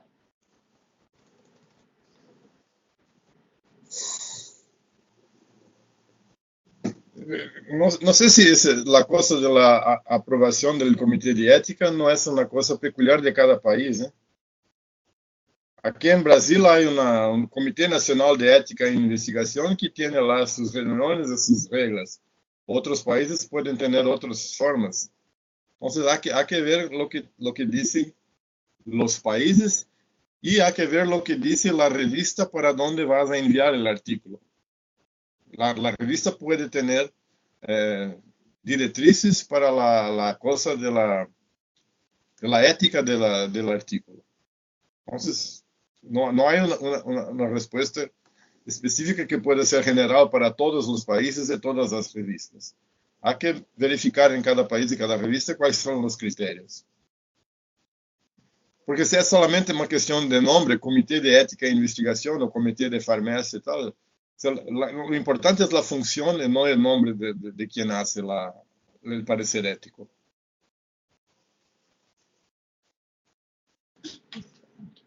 Una pregunta a... ¿Quién es esa persona? Gloria. Estos protocolos que tú estás hablando son las guías de práctica clínica, ¿no? Modalidad, protocolo médico. Artículo en la modalidad, protocolo médico. Si yo estoy entendiendo bien tu pregunta, yo entiendo que estos protocolos médicos son las guías de práctica clínica, que son las directrices de cómo hacer el diagnóstico, los tratamientos más estándares para las diferentes enfermedades que hay. Como estos protocolos, ahí no sé si el profesor quiere corregirme, pero yo entiendo que es como una revisión de todas las buenas prácticas que hay para el tratamiento de estas enfermedades, el diagnóstico y tratamiento de estas enfermedades. Y estos protocolos son publicados por un conjunto de investigadores, generalmente bajo una sociedad o instituto de investigación científica. Entonces, yo creo, yo soy bibliotecóloga, yo creo, por lo que yo entiendo, estos protocolos no son sometidos, yo creo que no son sometidos a ¿cómo se dice? Comités de ética, pero no sé si el profesor tiene una opinión sobre esto, pero... ¿no? Ok, pero lo que el profesor ha dicho también de buscar en su país, el comité de ética,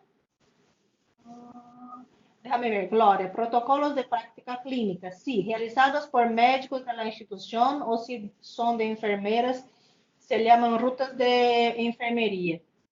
Juliana, sim, está correto. Está correto o que, Juliana? De que não necessita... Ô, Juliana, me ajuda. Não necessita de comitê de ética, porque é um conjunto de investigadores, é isso?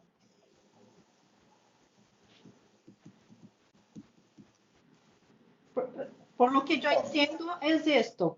Porque é um conjunto de investigadores bajo na sociedade científica. Então, e é como um trabalho de revisão da literatura, das melhores práticas adotadas para diagnóstico e tratamento das enfermidades. Que você falou, são sínteses de evidências, exatamente. Sim. Então, Juliana Reis, que foi editora de revistas, incluso revistas Lilac, não, está me apoiando aqui de que é desta maneira. Então, não haveria a necessidade de submeter estes protocolos para comitês de ética, porque são sínteses de evidências. Está bem? Então, é isso. Neste tema, Arnaldo comentou que as instituições suelen ter um comitê de ética e Jaqueline, protocolo de atenção clínica não é investigação, por lo que não requer diretamente de comitê de ética. Então, creo que temos uma resposta, mas sempre é bueno buscar em sua própria instituição ver quais são os procedimentos adotados, está bem?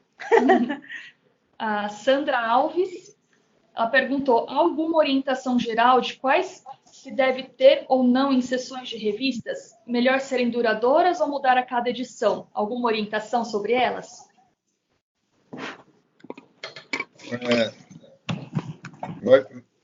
Eu vou dar minha opinião pessoal, claro, né? É uma questão de política editorial. Eu acho que política editorial não se muda com muita frequência, né? Eu acho que a parte mais interessante para o pesquisador é que a revista, o sítio web, tudo isso seja estável, sabe? Eu não quero chegar numa revista e ter lá, cada vez que eu chego lá, tem um sítio diferente, uma estrutura diferente. Eu vou lá em busca de informações e conhecimento para melhorar a minha pesquisa. Então, eu não quero ficar descobrindo por que aquilo mudou para cá, por que isso virou ali. Eu quero ter uma coisa que me leve diretamente, objetivamente, à minha demanda. Então, se eu sei que a sua revista tem uma seção que por acaso me interessa, aquela seção diferente que eu mencionei lá. Boas leituras de outras revistas. Então, se eu sei que isso existe na sua revista, eu vou lá na sua revista para ver isso. E se você me tirar isso, eu vou ficar frustrado. Eu acho que a seção tem que ser estável e perene, permanente. A estrutura da revista, isso está na política editorial. A política editorial se muda a cada 6 anos, 7 anos, 10 anos. Então, Wilson Leon, de Colômbia, esse é um comentário, né? Em La BBS Colômbia, há 50 pares evaluadores. Catherine, buenas tardes. Uma pergunta. ¿Qué sucede quando os autores cometem autoplágio? ¿Es necesario explicarlo en la política editorial? Es necesario que en las instrucciones a los autores para la sumisión haya una referencia a lo que la revista va a admitir y lo que no va a admitir. Entonces, hay algunas revistas que son muy chiitas y muy radicales y dicen así: si está en la tesis de doctorado, no es más original. Que es una cosa completamente diferente de todas as práticas que havia em todo o tempo. ¿sí? Sempre se hacía uma tesis e depois se tinham 2 ou 3 artículos com bases nessa tesis. Então, se há uma réplica de conteúdo de tesis, isto é perda de originalidade, é autoplagio ou não é? Então, cada política editorial, cada revista há que ter sus criterios para definir lo que es autoplagio y lo que no es. Si un artículo está publicado en un congreso, en un evento, y este artículo es después sometido a la revista. Muy parecido, muy parecidos los dos. ¿Esto es autoplagio o no? Entonces, hay un criterio que algunas revistas adoptan. Toda publicación es considerada plagio si ya está en otro trabajo con ISSN o ISBN. Si ese trabajo ha sido publicado en forma de libro con ISBN o en algún evento o revista con ISSN, el contenido es considerado autoplagio si más de 25, 20, 30%. Es una decisión de la política editorial, pero la idea es esta. Si está en un congreso que está en línea, pero no tiene ISSN, entonces no se puede decir que la cosa va a permanecer en línea para siempre. Sí, muchos congresos no tienen la responsabilidad de mantener la información en línea. Entonces, sí, se puede admitir que una cosa que no tenga el ISSN sea republicada en una revista y no sea considerada autoplagio. Pero miren ustedes, es una cosa que hay que discutir en el Comité de Política Editorial. El editor está lá, los que definen las características del estudio de revista están lá, tienen que definir esto en la política y esta cosa tiene que ser transparente a los autores. Cualquier que sea el criterio, combinación de lo que yo hablé o otro, tiene que estar aprobado en la política editorial y transparente para los autores.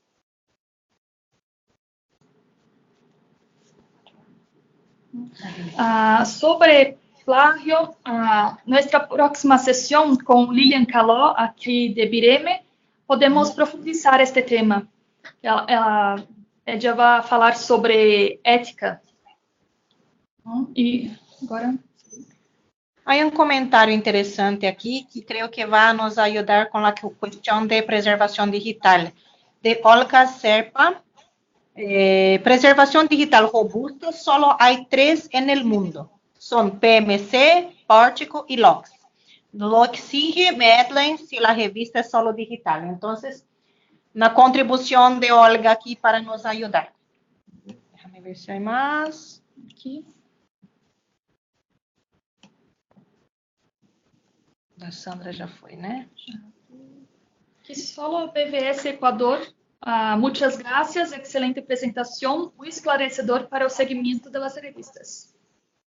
Muy bien, creo que nosotros cumplimos, hablamos de todo lo que está aquí en el chat y ahora solo me gustaría compartir mi pantalla para que ustedes puedan ver aquí el enlace a la actividad 4. Déjame... sí. Como ustedes saben, cada uno de ustedes, siempre que nosotros tenemos las sesiones virtuales, nosotros también tenemos una actividad relacionada al tema de la sesión virtual. Y de hoy aquí está el enlace. Angélica ya ha incluido para ustedes dentro del chat. La fecha límite es 3 de julio, ¿está bien? Nosotros somos puntuales en el cierre. No cambiamos con frecuencia. En general, mantenemos la fecha dentro del plazo. Además de esto, cuando ustedes acceden a este formulario para la actividad, van a ver tres sugerencias de lectura. Déjame ver aquí. Pero son sugerencias como una lectura complementar. Déjame ver aquí. ¿Está bien? Creo que ven, ¿verdad? Ahí está. Como una lectura complementar a lo que fue la presentación del profesor va a estar disponible, incluso la grabación, pero también ustedes pueden leer estos artículos aquí para apoyar a ustedes en la práctica de la editoría de sus revistas. ¿Está bien? Y aquí siguen las preguntas que son hechas para ustedes. Algunas preguntas aquí. Bien, creo que es esto. La próxima sesión, entonces, déjame abrir aquí la página. ¿Dónde está? No. la próxima sesión, entonces, vamos a tener doctora Lilian Caló, que es la responsable por el área de comunicación científica aquí de BIREME, y el tema va a ser ética en la publicación científica. El día es 17 de julio, y el enlace ya está aquí también dentro de esta página que nosotros siempre divulgamos. Pero como ustedes saben, también enviamos algunos días antes, ¿no? ¿Un día antes? Un día antes. Pero queden atentos ahí, y a los que quieren, siempre saben que toda la información va también a estar aquí publicada en esta página que ustedes están viendo aquí. ¿Bien? Bien. Me gustaría agradecer muchísimo, muchísimo al profesor Piotr por la brillante presentación que hizo a nosotros aquí. Yo creo que estas discusiones al final también son muy ricas, porque podemos no solo contestar las preguntas, pero también recibir el apoyo aquí de los otros editores que nos ayudan a contestar y intercambiar experiencias juntos. Entonces, profesor Piotr, muchas gracias por la brillante presentación, y ustedes ya saben también, él ha divulgado su correo electrónico a los que quieran escribir a él después. Entonces, muchas gracias a todos y perdón. Hoy nos retrasamos. ¿Puedo hablar ahí? ¿Todavía puedo decir algo? Sí, claro que sí. Entonces, entre las lecturas que ustedes recomiendan, la base para mi presentación está en mi pantalla. ¿Todavía está compartida o no? No, pero puedo. Vamos a cambiar aquí. Puede compartir ahí. Wow, ¿dónde está? Aquí. Bueno, también no es necesario, mas mi presentación está casi totalmente en un texto que está publicado en un libro. Me parece que para tener una visión más completa de la presentación, también las personas pueden mirar el libro o el capítulo. Está en ResearchGate, en el capítulo, en academia.edu tiene también el capítulo, que es la estructura editorial de una revista científica. El nombre es la estructura editorial de una revista científica. Está en línea, ¿no? Muy Si fácil de tenemos localizar. este conteúdo, podemos compartir como lectura sugerida en el formulario de la tarea. Vamos a Sí, porque incluirla. y la otra cosa que me gustaría decir es que esta iniciativa de Centroamérica, Central American Journals Online, CAMYOL, CAMYOL, tiene lá como 50 revistas publicadas en Honduras, Nicaragua, Guatemala. Entonces, es una iniciativa muy interesante.